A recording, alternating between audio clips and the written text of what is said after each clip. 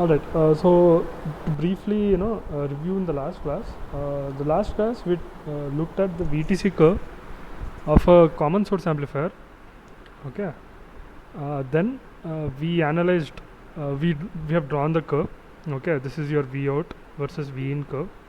Okay. This is your VTC curve. All right. Till this point. Okay. This is your VTH.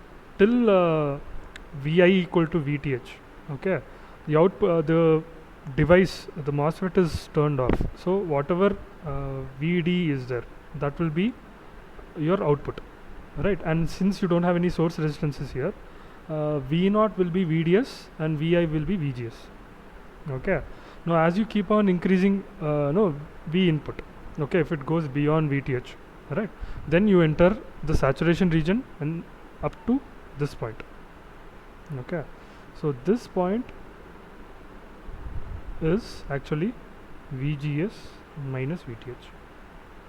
Okay, VDGS minus VT or VTH, doesn't matter, same thing. So here what it says is that for no, this is the limiting condition to which separates saturation and triode regions. So when VDS is VGS minus VTH, it's the MOSFET stops working in saturation region and shifts to triode region. This is your triode region. This is cutoff region and this is saturation region. Okay, so if you base your Q point, okay, VIQ comma VOQ, remember here VIQ is nothing but VGS only. Okay, it's actually VGSQ. That VGSQ comes from the output characteristics. So when I draw the output characteristics with this, okay, ID versus VDS. Okay, if it is like this, and if I draw this load line, if this is my VGSQ, okay, then this would be my Q point. Okay, so this VGSQ is nothing but this VIQ. Okay, it's not some different term, both of them are same. And whatever output voltage I get based on this VGSQ or VIQ, okay, that is VOQ. Okay, so that is your Q point on this VTC curve, and you can see that if to this Q point, if I give some input, okay, I get a amplified output, okay, which is 180 degrees out of phase compared to the input, right? Okay, so this we have seen in the last class. We have derived some expressions, okay, especially when it is in saturation region. We derived the gain to be, just a moment.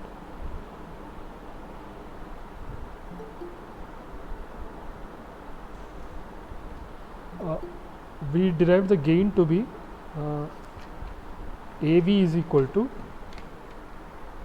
minus RD mu n COX W by L into VI minus VTH. Okay, where this VI is actually VIQ. Okay, always remember the gain is calculated based on the Q point, okay, on this point. Okay, and we also wrote the gain expression without having all this mu and COX and all. We wrote it as minus 2 into VDD minus VOQ divided by VGS minus VT. Okay, this is an important expression. You should not forget this. This term is actually the drop across RD. Okay, this second new denominator term is the overdrive voltage.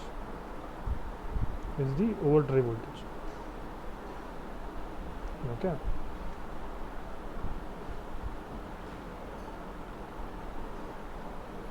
Right.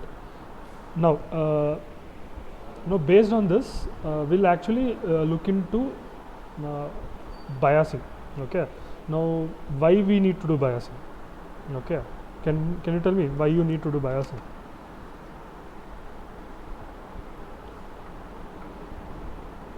Okay, so today's topic is biasing with MOSFET. Why we need to do biasing? Anyone?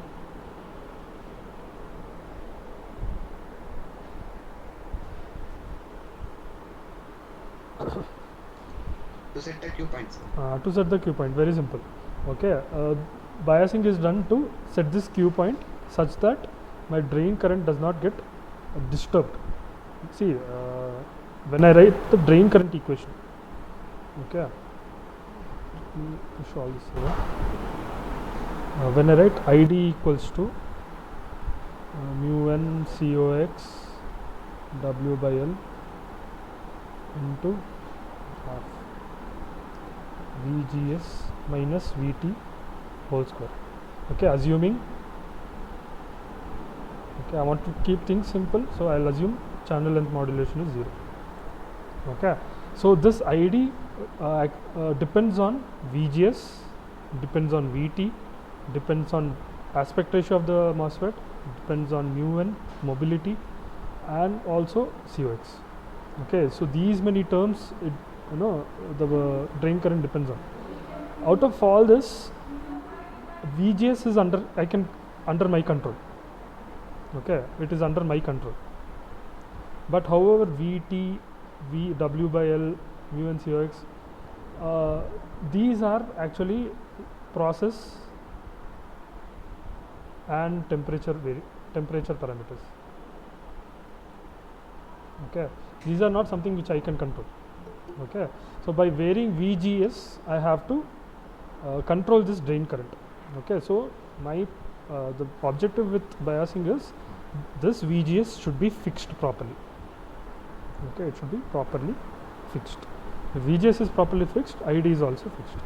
See, when you look at mobility, mu n and VT, okay, both these are temperature dependent. Okay, temperature dependent. If you look at COX, capacitance of gate oxide, and W by aspect ratio of the MOSFET, these are process dependent.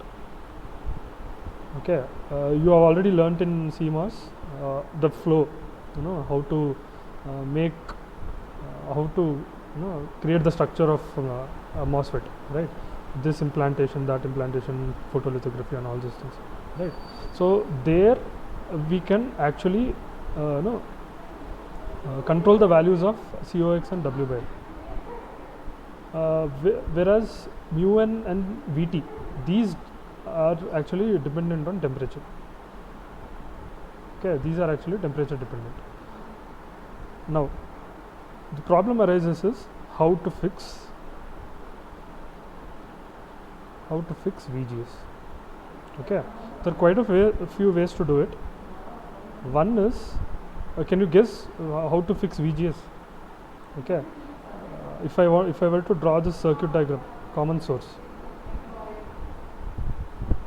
Okay, this is VI, V0, this is source, and this is VDD, and this is RD. Okay, this is VGS, you already know. This is VGS and this is VDS. Okay, how to fix VGS value?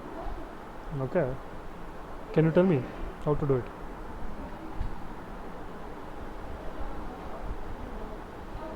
How can I fix this VGS value?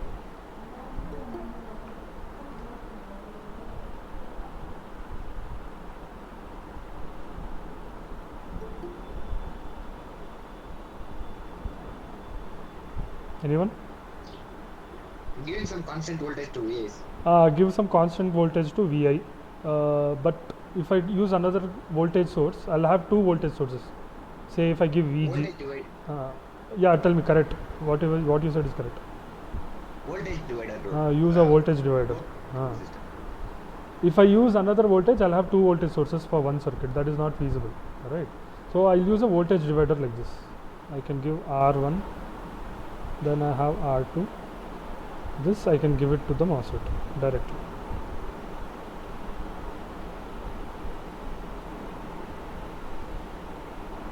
This is RD and this is VDD. And then this is V naught. Okay, this is Vi.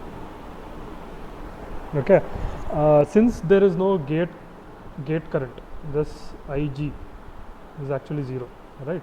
So I can choose my R1 and R2. R1 and R2 can be in mega ohms. Okay, typically from 1 mega ohm to 10 mega ohms. 10 mega ohms. Okay, you can choose a very large value. Why? Because when seeing from this direction, if I measure impedance from this direction like this, I have to see a very large resistance, right? So R1 and R2 can provide that. So I can choose my R1 and R2 to be in mega ohms. Okay, but the problem is here by fixing VGS, here it is actually not immune to process and temperature variations. Okay, according to this equation, okay, I'm fixating VGS, which is fine, but I'm not able to control the changes because of mu n, COX, WL and VT. Okay, so using voltage divider by us to fix VGS is not actually a very good solution, but it is a solution nonetheless, right?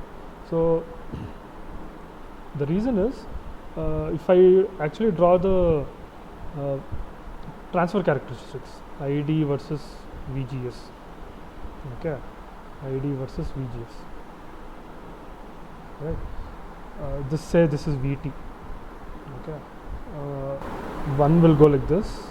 Say this is device 1, and the other one say goes like this. Say this is device 2.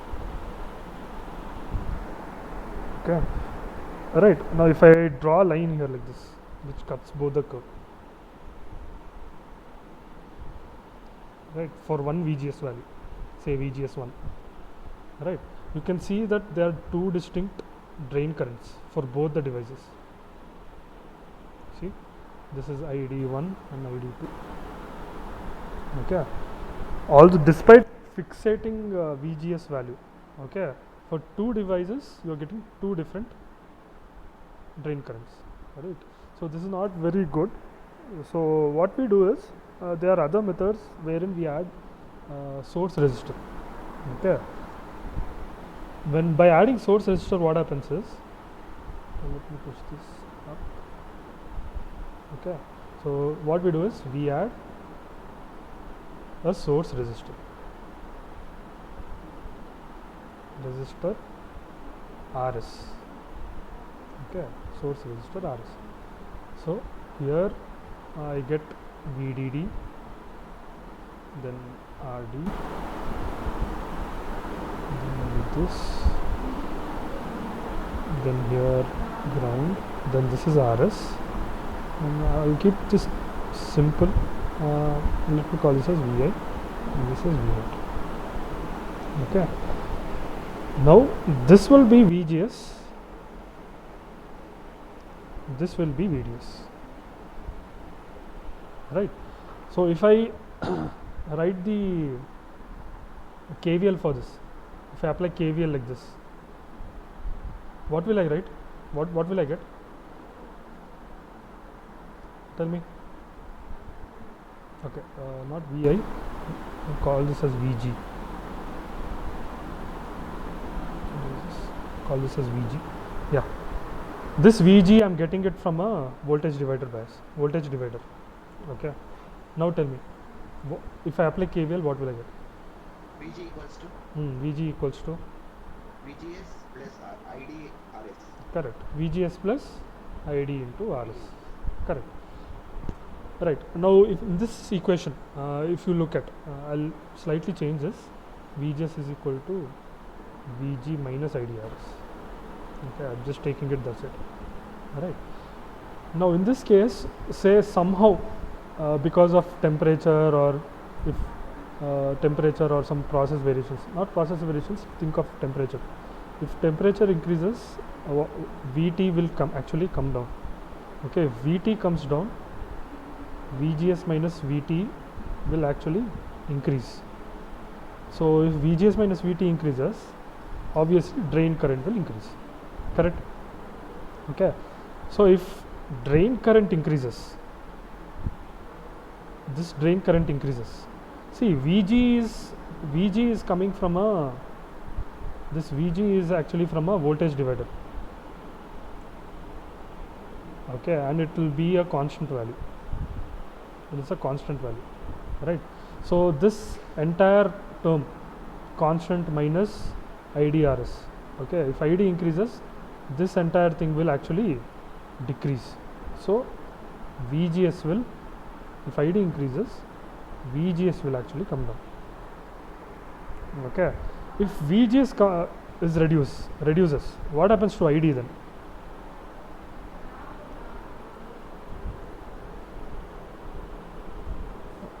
Okay, tell me. If VGS reduces, what happens to ID?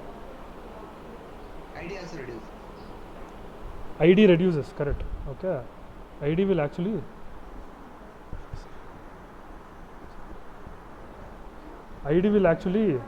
reduce. Why? Because the channel will become much thinner and thinner, right? So ID will actually reduce. So in a way speaking, this RS resistance which you have here, okay, this RS resistance is actually called a degenerative resistance.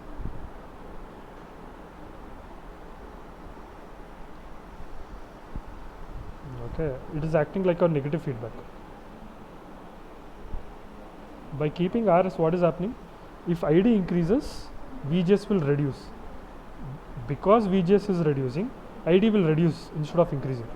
Okay, so it is by controlling ID with despite VGS being reduced, it will try to maintain that Q point. Okay, so this is what the purpose of RS is. Okay, so RS is called a degenerative resistance, and it actually kind of provides a negative feedback. Okay, any doubts still here? Is it clear? Alright, then in that case, if I look at this equation, VGS is equal to VG minus IDRS. Okay, I want to plot this equation as a load line in the transfer characteristics. So I'll write it in the form of y is equal to mx plus c. So I can write it as ID equals to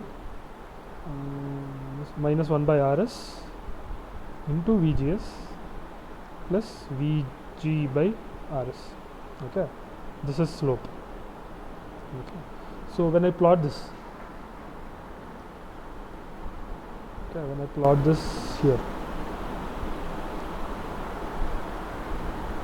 this is ID, this is VGS. So this is say VT. So this is device 1 and device 2. Device 1, device 2. Okay. This line, slope, this equation, this load line equation. Okay, if I plot it on this curve, okay, it will look like this.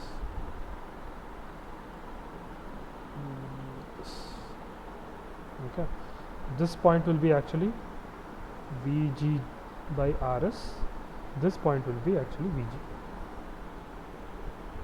Okay, so here say associated drain.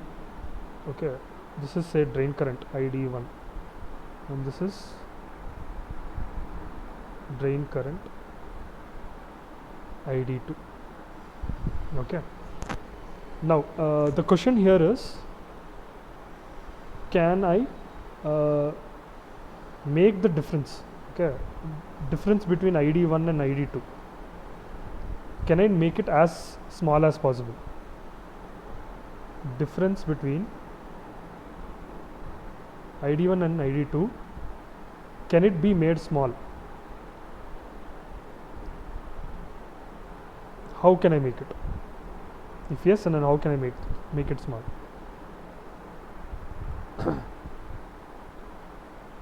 Think about this and tell me. slope of this is minus 1 by RS. I want to reduce the variation between ID1 and ID2. ID1 is the drain current because of device 1. ID2 is the drain current because of device 2. Right? How would I reduce the difference between the both of them? Yeah. Decrease the slope, sir. Decrease the slope. Correct. Decrease slope. How would you decrease slope? By increasing RS. Finished. By increasing RS. So if RS increases, slope will reduce. If slope reduces, it becomes more and more straight line. Okay, it becomes like this. Use a different color. If my new slope is somewhat like this, if it is almost 0, if I can try and get it to 0, okay, you can see this becomes actually ID1 and this actually becomes ID2. Right. So this is how, by using RS you can try and stabilize your Q point. Okay, clear, understood. Alright, so this by using RS, a degenerative resistance, I can fix my VG. Okay, right, and the circuit diagram, the overall circuit diagram which you have for this, okay, it's quite simple actually. For VG I use a voltage divider bias, okay, R1 and R2, then I have a MOSFET here, then RD, then RS, then this is VDD, this is ground, this is V0. Okay, here I can use a capacitor here. Okay, I'll call it C1, coupling capacitor. Then our signal, then you have a voltage signal, your actual input. Right, so this is how you can do it. Okay, this CC1 here is your coupling capacitor. Coupling capacitor. Okay, it blocks DC and allows only AC. AC only.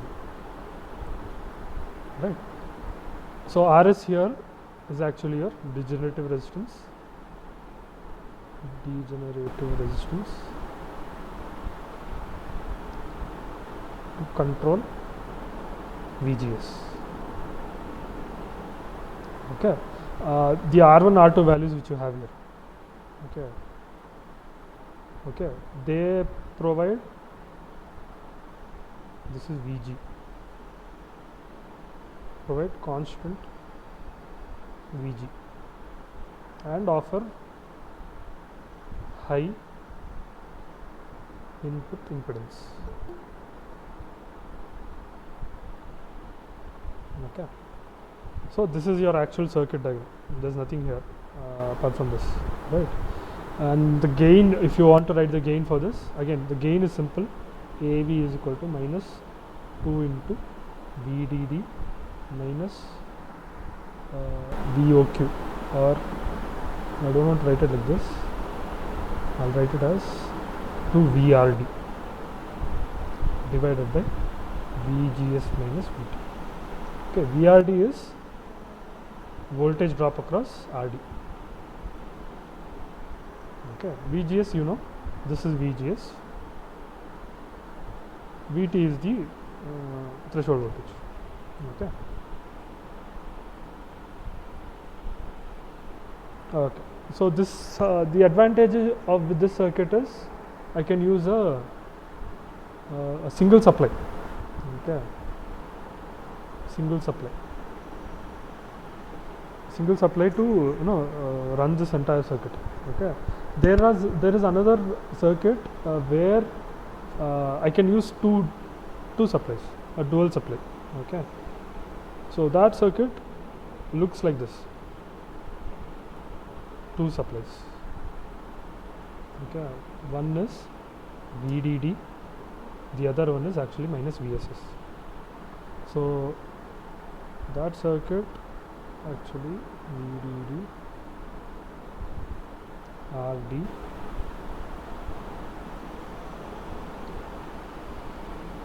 then I have RS, then here I have minus VSS, then here I have RG.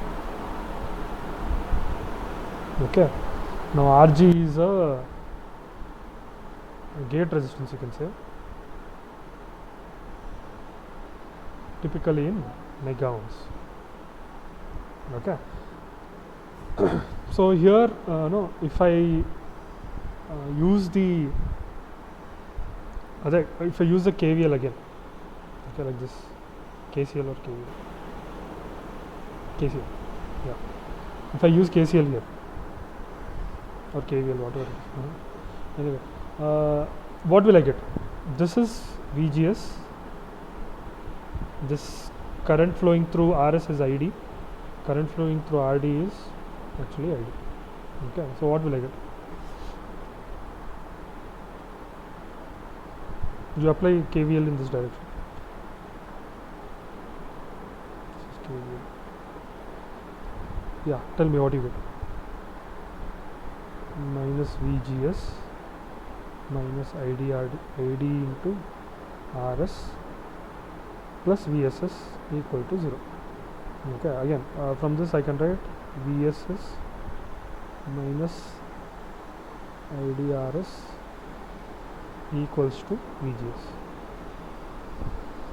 Now this equation is actually very similar to the one which we saw earlier. Okay, that equation is this. See this one. VG is equal to VGS plus IDRS. No, not this one. Second one. VGS is equal to VG minus IDRS. So same thing here. Okay, if by any chance this ID increases, okay, this entire thing will actually reduce. Okay, because VSS is constant.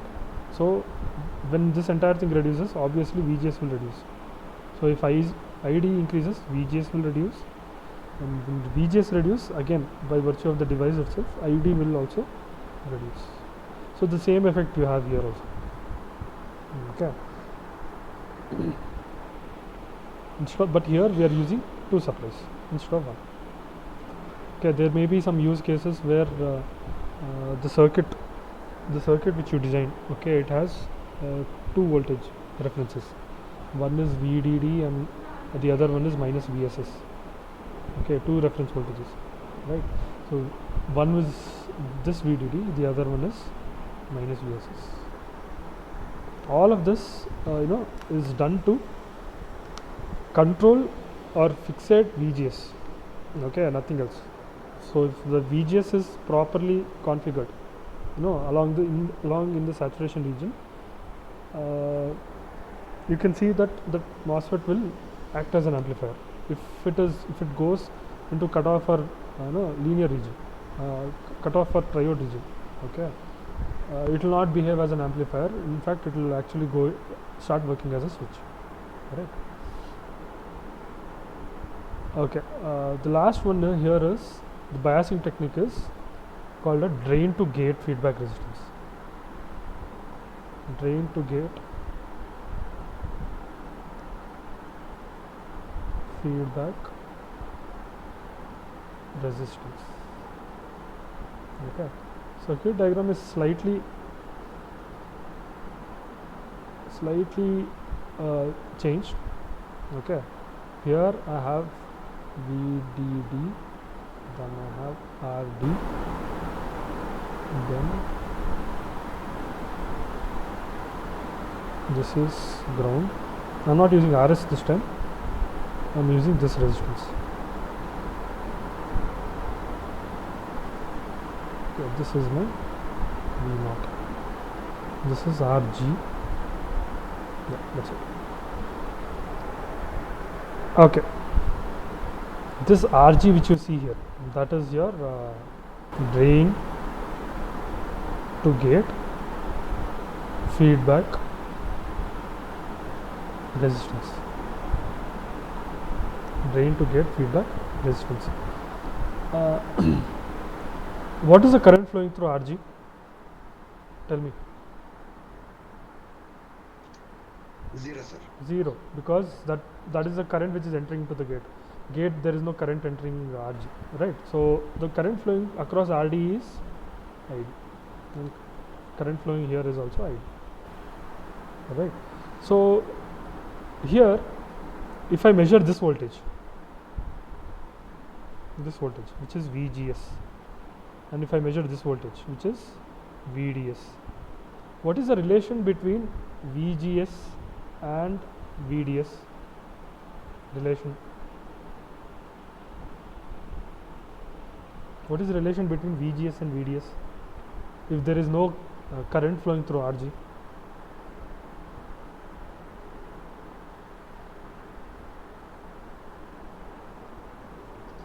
VGS equals to VDS. Correct.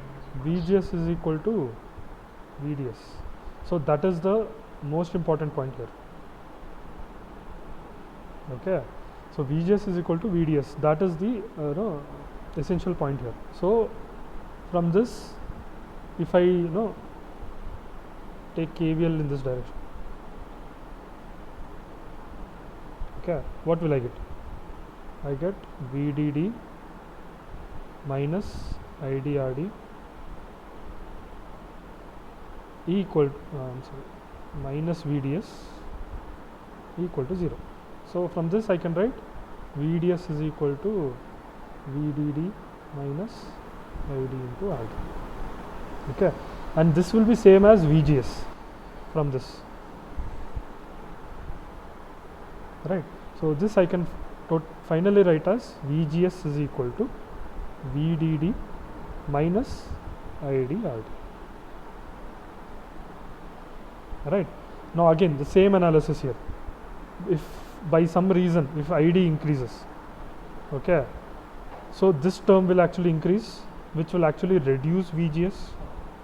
If VGS reduces, by virtue of the device, the channel, ID will actually reduce.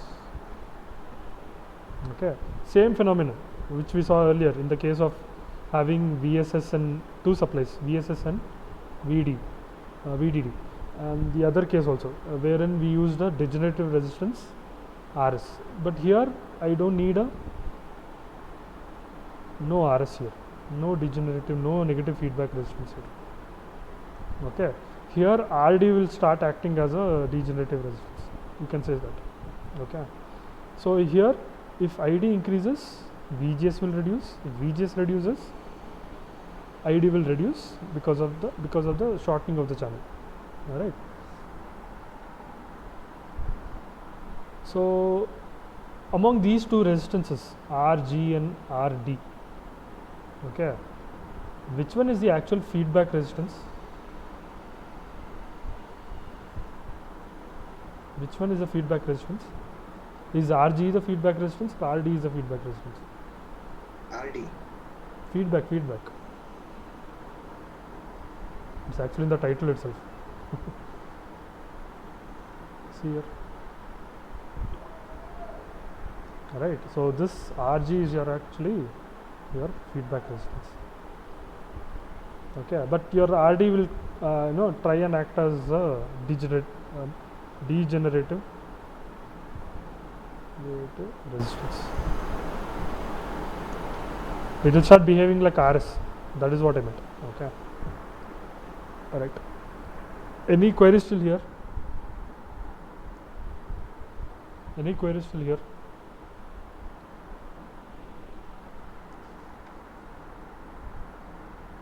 No? Okay, then I have the last topic of the day today. Okay, see, so far we have used resistors to control VGS, okay, fixate VGS. Okay, there is another last method done using a constant current source. Okay, so this is actually very important.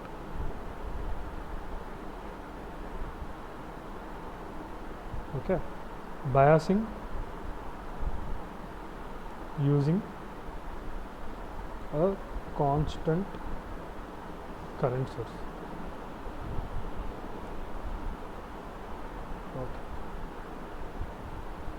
Okay, why the reason why I'm saying this is important is because okay, here you're using something called a current mirror.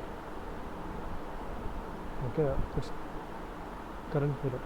This is a very important concept which we will further encounter when you start studying differential amplifiers. Okay, so try and understand, be very clear about this. Here we use a current mirror. Okay, I'll show you what it is.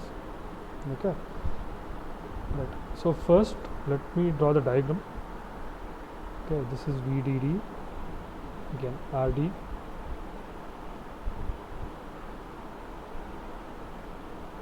this is again RG, this is your current source. I'll call this current source as I. This is actually minus VSS. This is actually not. Okay, this is your circuit. Okay, right. So this is your current source. The purpose of having this current source is to fixate ID which is flowing along this. Okay, so here in this case ID is same as I. Okay, so drain current will not change here at all. Okay, that's the point here. Okay, so but how do you actually construct a constant current source? Okay, now the concept here is very simple. Okay, when does the MOSFET behave as a constant current source? In which region of operation?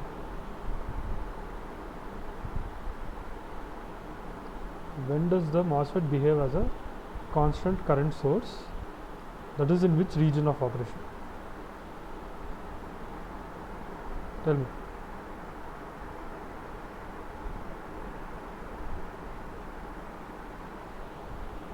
Yeah?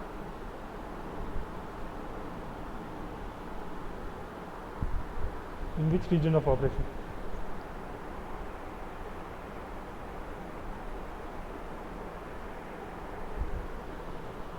Saturation region, yaar, come on. And in saturation region, the drain current becomes almost constant, right? Right. So instead of using a current source here, I can use a MOSFET configuration in such a way that the current which is flowing through this MOSFET will be same as the current flowing through this configuration, right? That configuration is nothing but a current mirror. Okay, so if I actually draw the current mirror, it actually looks like this: VDD, then I have a resistance R,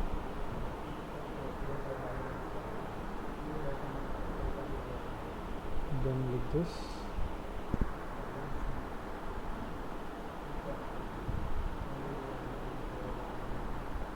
then like this,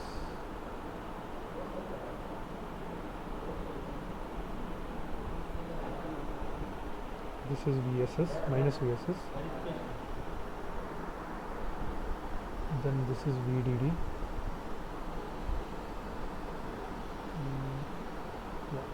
this is RD, this is like this, this is RG,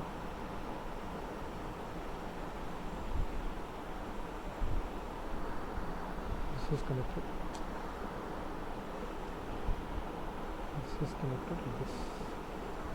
Okay, so this I which you see here, okay, that is this entire circuit,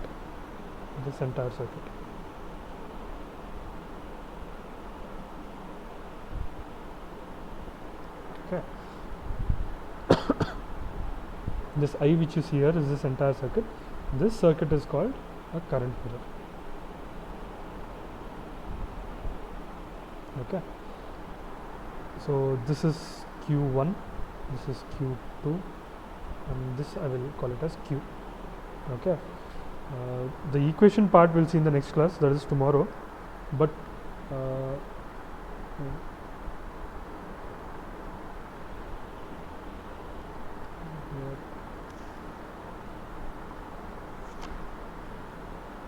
another thing this is your current mirror. Okay, so analysis of this we'll do it tomorrow. And also I have a problem for you. Okay, you can take a note of this. Tomorrow's class you tell me what it is. Tell me the answer of this. Okay. Okay. You can make a note of this question. Design a circuit.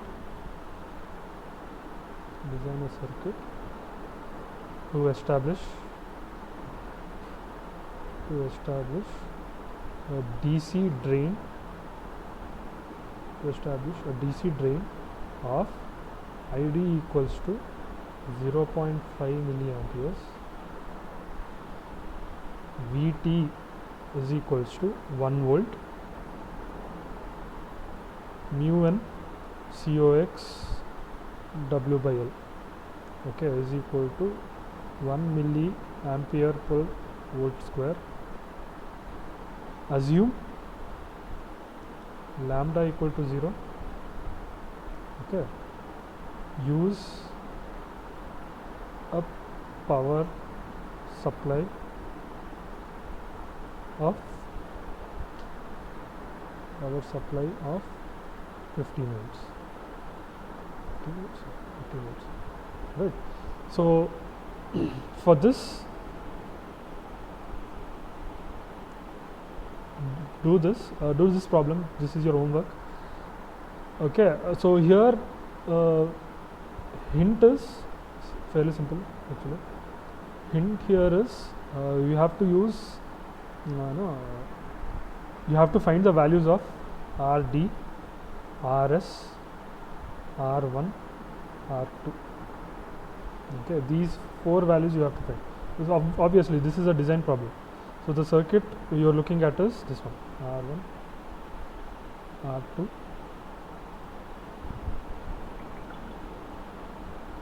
this is RS, RD, sorry, this is RS, this is ground, and this is VDD.